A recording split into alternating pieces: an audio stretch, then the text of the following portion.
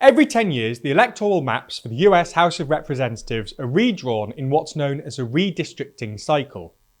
The 2020 cycle is still underway, but, save for a few exceptions, should be finished in time for the 2022 midterms and will have a significant effect on their outcome. As we've covered in previous videos, the majority of congressional maps are drawn by partisan politicians, who, let's just say, might have a vested interest in drawing electorally advantageous districts. This process of drawing maps that favours one political party over another is called gerrymandering. Since we made our last video on the topic, 37 out of the 50 states have finalised their maps with some interesting results. So in this video, we'll be providing an update on redistricting efforts so far and looking at some of the dodgiest maps so far.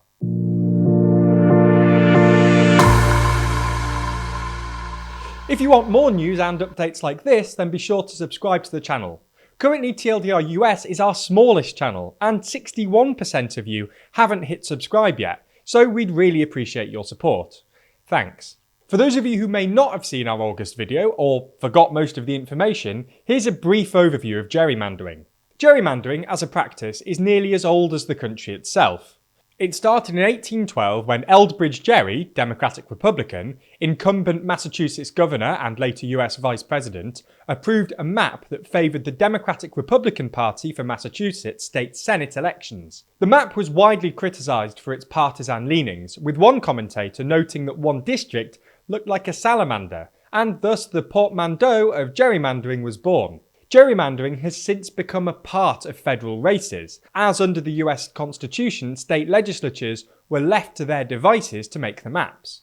While there are some basic ground rules states must follow, such as ensuring that each House riding be equal in population as much as possible, and that no maps be drawn to intentionally or inadvertently discriminate on the basis of race, which could dilute the minority vote, for the most part, they're allowed to draw the maps however they want. While an increasing number of states now have an independent, non-partisan commission to draw the lines, according to Ballotopedia, 33 state legislatures still have primary control of their own district lines. Although Democrats are usually the ones you hear complain about partisan gerrymandering, it's fair to say that both parties participate in the practice. For example, in Illinois and New York, states where Democrats hold supermajorities, Democrat lawmakers drew some very gerrymandered maps for 2022.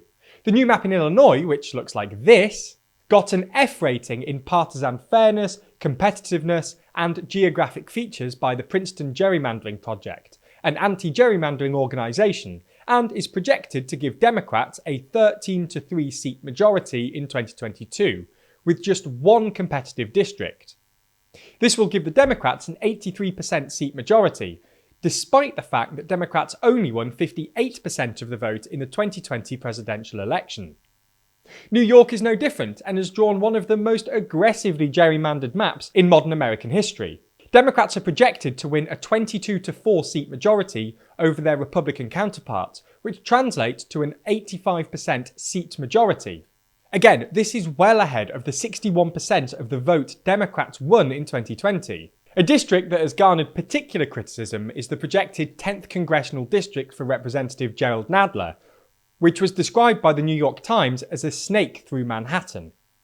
The last Democratic gerrymandering effort we'll look at is Maryland, which has some particularly dodgy districts, including the 1st Congressional District, which goes over the Chesapeake Bay. Democrats are expected to win 7 of the 8 available seats, an 87.5% seat majority, despite the fact that Democrats only won 65% of the vote in 2020.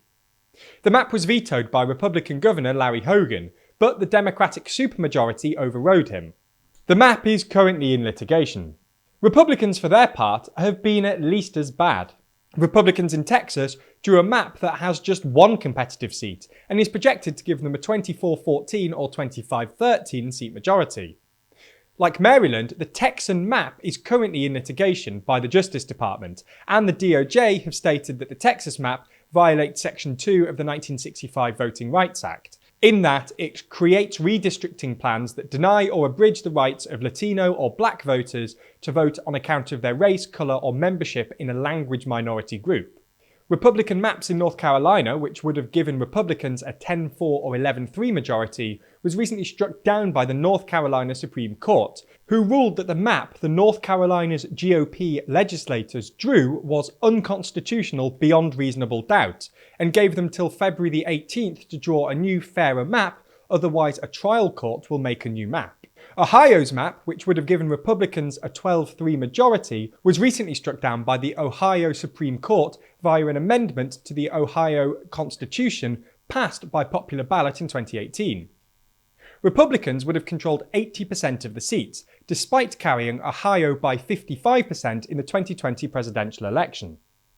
So you get the point, both Democrats and Republicans are engaged in gerrymandering. Now, we should say that not all politicians are engaged in gerrymandering. Some state legislatures have actually disadvantaged themselves with their new maps, in a process dubbed dummymandering. Take a look at New Mexico, for example. Previously, Democrats were basically guaranteed a 2-1 majority. With the new map, though, Democrats have drawn a map with 3 competitive seats. If Republicans do well in midterms, as they're currently expected to, it's possible that they'll win all 3 seats. Nonetheless, the map is currently in litigation, with New Mexico Republicans stating that the new map weakens GOP voter influence in the state, while Democrats argue that it increases the influence of Hispanic voters in the 2nd district.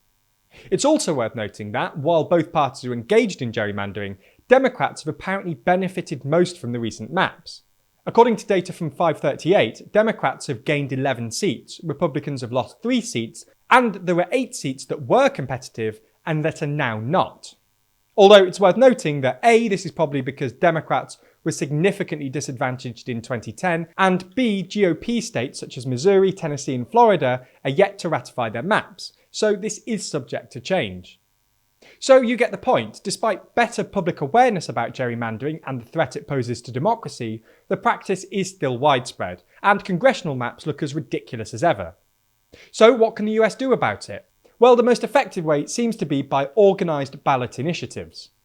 Since 2010, 5 states, Michigan, Colorado, Utah, Ohio and Virginia, have passed anti-gerrymandering ballot initiatives. Michigan, Colorado and Virginia created independent redistricting commissions, as has already happened in Alaska, Arizona, California, Idaho, Montana and Washington. Utah created an advisory commission, and Ohio approved a constitutional amendment banning partisan gerrymandering.